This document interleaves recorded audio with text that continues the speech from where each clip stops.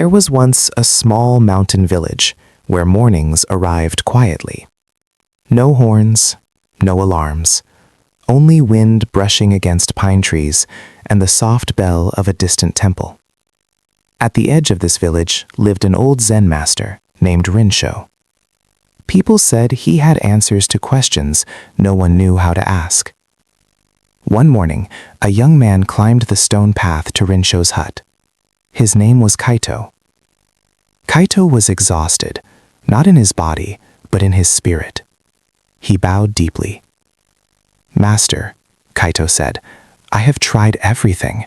I read books, I listen to teachers, I meditate, but I still feel empty and behind in life." Rincho smiled gently and gestured for Kaito to sit. They sat in silence for a long moment. Birds called. Wind passed. Finally, Rincho stood and said, "Let us drink tea." The pouring. Rincho placed a small clay cup in front of Kaito. He began to pour. The tea rose slowly, then reached the brim, and then spilled over, flowing onto the table and dripping onto the floor. Kaito jumped up. "Master, the cup is full. You're wasting the tea." Rincho stopped pouring and looked at him. "You are like this cup," he said calmly, "full of ideas, full of expectations, full of fear and comparison." He wiped the table slowly. "How can I pour anything new into you when you are already full?" Kaito felt something tighten in his chest. "But master," he said, "I only want to improve myself." Rincho nodded. "Most people think growth means adding more," he said, "but Zen teaches something different." He pointed to the empty kettle. "First, you must empty the weight you carry." Rincho asked Kaito to follow him outside. They walked to a stream behind the hut. Rincho picked up a small stone and handed it to Kaito. "Hold this," he said. Kaito did. "Is it heavy?" Rincho asked. "No," Kaito replied. Rincho smiled. "Hold it for 1 minute." After a minute, Rincho asked again. "Is it heavy now?" "A little," Kaito said. Rincho nodded. "Hold it for an hour." Kaito's face changed. "I wouldn't be able to," he said. Rincho knelt by the stream. "The stone never changed," he said softly. "Only how long you held it." He looked at Kaito.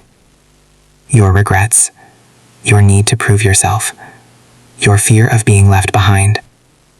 These are stones. They are not heavy at first, but you carry them all day. Every day." Rincho dipped the stone into the stream and let it go. "Put it down," he said.